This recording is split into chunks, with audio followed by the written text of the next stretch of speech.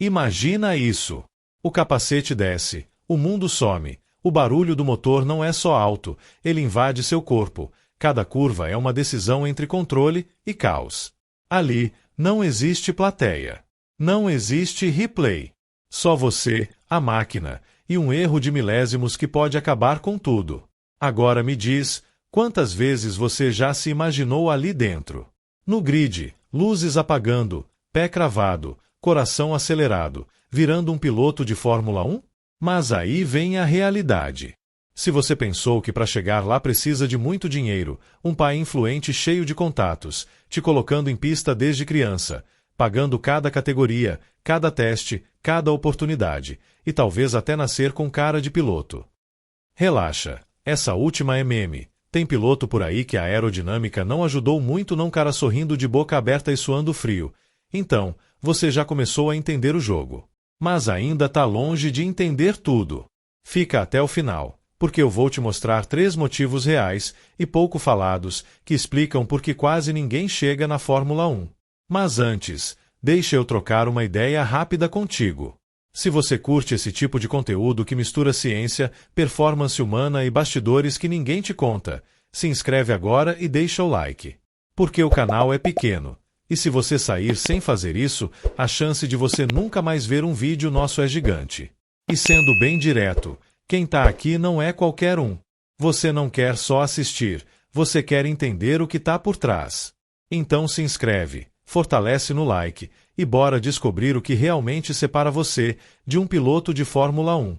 Pois bem, agora que você já entendeu que não é só pisar fundo e dirigir bem, vamos falar do que realmente separa você de um piloto de Fórmula 1. E o primeiro motivo começa em um lugar que quase ninguém imagina: o seu pescoço. Sim, o pescoço. Dentro de um carro de Fórmula 1, nas curvas, o corpo do piloto sofre forças absurdas, chamadas de força G, para você ter ideia. Em curvas de alta velocidade, eles podem chegar a 4 a 6 vezes o peso do próprio corpo pressionando lateralmente a cabeça. Agora imagina isso. Se a sua cabeça pesa uns 5 kg, ela passa a pesar mais de 20 kg sendo puxada pro lado a cada curva. Se o pescoço não aguenta, a cabeça simplesmente cai. E não é só desconforto. Isso pode prejudicar a visão, o controle do carro e, em casos extremos, aumentar risco de microlesões cervicais e até concussão por desacelerações repetidas. Além disso, a força G interfere na perfusão cerebral. Sob altas acelerações laterais e longitudinais, a redistribuição do fluxo sanguíneo. Se os mecanismos de autorregulação, baroreceptores, resposta autonômica, não compensam rápido, vem o pré-síncope. Visão em túnel, escurecimento, queda de performance. Fim de corrida. Por isso, pilotos treinam o pescoço de forma quase absurda, com resistência elástica, cargas isométricas e simulações de força lateral específicas. Agora, a brincadeira que ninguém te conta. Piloto de F1 provavelmente ronca pra caraca, cara sorrindo de boca aberta e suando frio porque um pescoço mais volumoso, seja por musculatura ou anatomia, pode aumentar a resistência das vias aéreas superiores. Durante o sono, há relaxamento da musculatura da faringe, especialmente estruturas como o músculo levantador do véu palatino e o palatofaríngeo. Se essa via já for mais estreita ou complacente, ela colapsa parcialmente. O ar passa, vibra, e aí vem o ronco. Ou seja, o mesmo pescoço que segura 5G numa curva, pode fazer barulho à noite. Agora vamos pro segundo motivo. Reflexos. E aqui, a gente entra em neurociência de verdade. Um ser humano comum tem tempo de reação entre 200 e 250 milissegundos. Um piloto de Fórmula 1 pode operar entre 100 e 150 milissegundos. Mas isso não é só ser rápido. É circuito.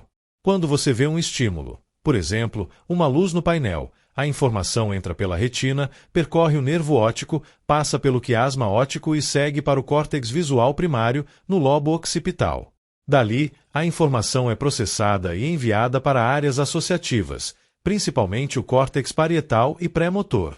A decisão motora envolve o córtex motor primário, que envia o comando através do trato corticoespinal. Esse sinal desce pelo tronco encefálico, cruza na decussação das pirâmides e chega aos neurônios motores na medula espinhal, que finalmente ativam o músculo. Agora pensa, tudo isso em frações de segundo. E pilotos treinam exatamente isso. Eles refinam a velocidade sináptica, a eficiência das vias neurais e a integração sensório-motora. Além disso, a participação do cerebelo, fundamental para a coordenação fina e ajuste em tempo real, e dos gânglios da base, que ajudam na automatização dos movimentos. Ou seja, não é só reagir rápido.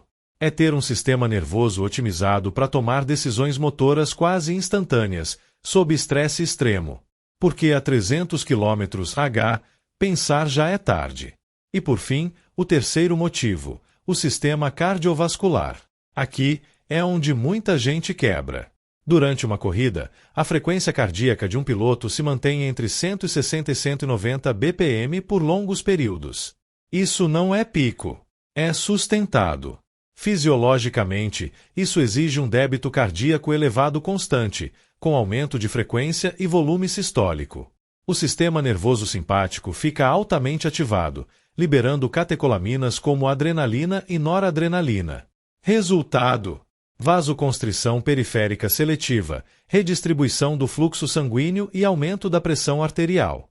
Agora adiciona a isso calor extremo no cockpit, podendo ultrapassar 50 graus Celsius.